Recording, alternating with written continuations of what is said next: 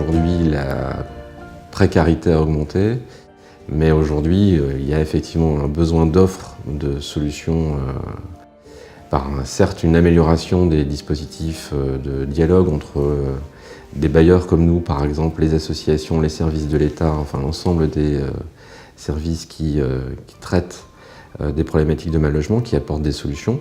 Une augmentation très forte de personnes sans abri et pour lesquelles il faut impérativement trouver rapidement des logements.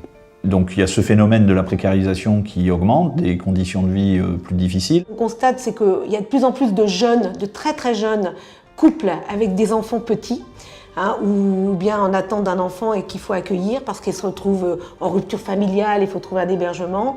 Et là, c'est vraiment des jeunes en grande difficulté. Et souvent, ils se retrouvent à la rue et donc on est beaucoup sollicité pour ce public-là. Je me suis retrouvé SDF. Après, j'ai vu le SAMU social qui m'a conseillé d'aller au CIAO. Ils m'ont trouvé une place ici pour ne pas rester dans la rue en train de picoler. Je me suis présenté.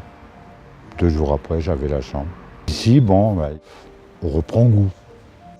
C'est mon père qui a tout déclenché en fait, vu les violences de mon conjoint. C'était plus possible de rester comme ça et que c'était ma vie qui était en danger au final. Du coup, mon père a essayé d'appeler l'AGENA et en expliquant ma situation, et eux ils ont dit elle a juste à nous appeler, nous on a une place pour elle et son fils. Donc je les ai appelés en leur expliquant que j'avais vraiment aujourd'hui seulement pour partir. Donc ils m'ont dit dès que vous êtes prête, vous venez. Donc j'ai attendu l'après-midi et du coup on les a rejoints à leur organisme et à partir de là, je suis allée déposer plainte pour continuer à avancer et à nous reconstruire. Notre problème est que nous avons fui les problèmes. Avant de continuer à rester là-bas, on devait nous tuer parce que nous étions des commerçants, des produits alimentaires aux prisons de Kinshasa, nous fournissaient des vivres. On nous a demandé ou obligé de mettre les poisons aux nourritures que nous fournissons à la prison de Makala. Mais tant que nous sommes des humains, nous ne pouvons pas le faire. Comme nous n'avons pas fait ça, on nous a arrêtés, on nous a tabassés, on nous a évacués de là, arrivés ici en France. On nous a accueillis et on nous a logés. Depuis que nous sommes ici, nous sommes calmes, malgré trop de pensées, trop de malades, mais rester comme ça, c'est mieux. Oui. J'ai été hébergée à la Pape suite à une expulsion de mon logement pour des soucis d'entretien, suite au placement de mes enfants. J'ai été voir mon assistante sociale, elle m'a dirigée vers la Pape, puis c'est là que j'ai été hébergée à la Pape.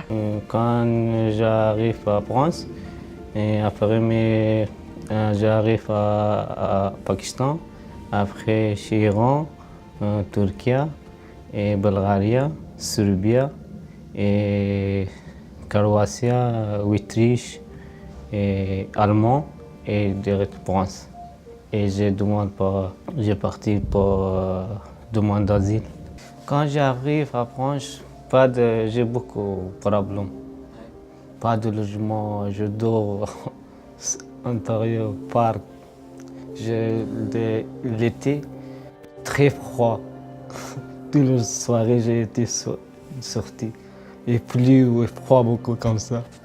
Et ça fait 3 ans que je suis là à Amiens. Après, M. Nicole m'a donné formation aussi. Et ils habitent ici, c'est important aussi. Ces jeunes sont passés par Calais, majoritairement, pas tous, mais majoritairement par Calais, via des CAO et puis par la suite intégrer cette maison. Donc ces jeunes, pour la plupart, ne parlent pas la langue française, donc ne parlaient pas la langue française.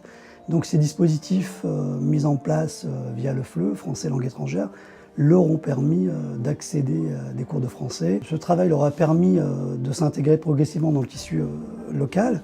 Ce volet logement, on ne s'arrête pas qu'au logement pur, donc les mettre dans un logement, les isoler, ce n'est pas la solution. Le logement, derrière ce logement, il y a toute cette insertion professionnelle qui est travaillée en étroite collaboration avec les partenaires.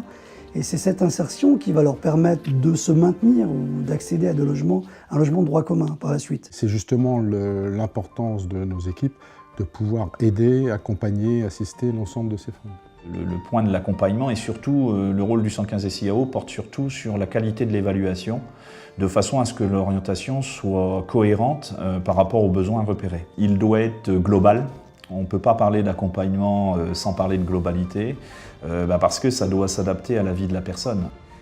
Ensuite, l'accompagnement il doit être modulable, parce que la vie n'est pas linéaire, parfois les gens progressent, parfois ils régressent, il faut laisser le droit à l'erreur. Donc cet accompagnement, il faut vraiment qu'il soit global et modulable en fonction de là où se trouve la personne, là où elle en est dans son parcours. Et par moment, il faut être très présent, par moment, il faut être assez discret pour laisser la personne évoluer, pour arriver à faire en sorte qu'elle prenne sa propre autonomie. On est sur une catégorie de personnes fragilisées par l'emploi, qui rencontrent des difficultés à un moment donné. Le but de la structure, c'est vraiment d'allier le travail, parce que ce que nous proposons, c'est du travail. C'est vraiment un contrat de travail, un CDDI, donc un contrat à durée déterminée d'insertion, et un accompagnement au quotidien, de travailler le savoir-être et le savoir-faire en vue de retourner sur de l'emploi durable. Accompagner, c'est notre cœur de métier. Et ce qu'on se dit ici à Ménage Service, c'est accompagner, c'est faire pour quelqu'un, mais avec quelqu'un et pas sans quelqu'un. Faire sans la personne, c'est faire contre elle. Et il faut accompagner avec elle. Donc c'est ses projets, sans jugement, c'est ses actions, et c'est être avec elle pour l'encourager, l'aider, la soutenir, la guider, l'orienter éventuellement, mais jamais sans elle. Déjà par rapport à Mission Locale, je sais qu'il y a par exemple des démarches que moi, personnellement, j'aurais peut-être pas pensé à faire. Pascal m'a accompagnée pour le logement, pour la santé et pour mes enfants, pour que je puisse récupérer mes enfants par la suite. Oui, après j'ai différents accompagnements. J'ai l'accompagnement de Mission Locale qui m'aide pour l'emploi et pour pouvoir avancer, avoir un travail dans lequel ça me plaît.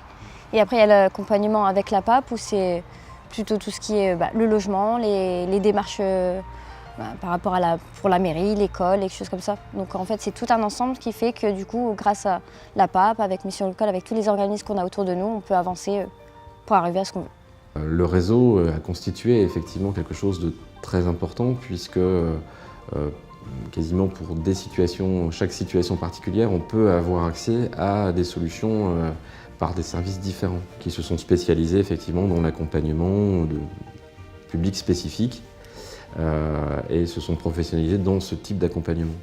On n'est pas simplement là pour aussi simplement apporter une solution de logement, mais on est aussi là pour apporter notre pierre à l'édifice de ce constat. Bien entendu, on ne travaille pas tout seul, parce qu'on est bien inscrit dans le dispositif du SIAO. On travaille énormément avec le partenariat local.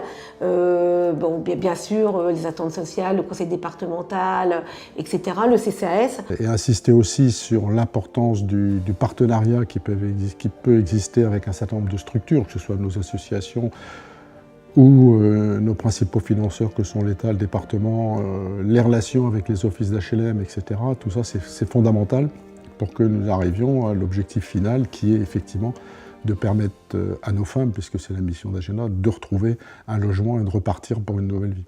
Travailler seul aujourd'hui, ça n'est plus possible. Et en tout cas, toutes les synergies doivent être concentrées pour aider à apporter un parcours réussi.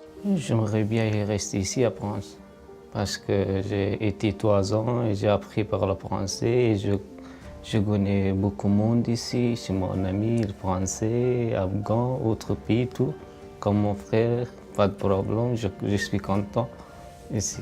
Moi, je ne le sais pas. Il n'y a pas assez de personnes comme eux, justement. Il n'y en a pas assez. Quand vous êtes dehors, c'est pas humain, quoi. Merci, simplement. Ouais. Ils ont fait plus que ce que je m'attendais en fait. Je pensais que c'était un accompagnement, voilà, donc on fait ça, un peu dans les règles de base. Mais ils sont vraiment à l'écoute de ce qu'on ressent, de ce qu'on pense et de ce qu'on veut en fait. Donc ils font tout par rapport à ce que nous on veut.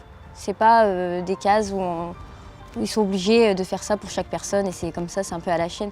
Il faut vraiment attention à chaque personne, ce que chaque personne ressent, vit et ils prennent le temps que la personne a besoin.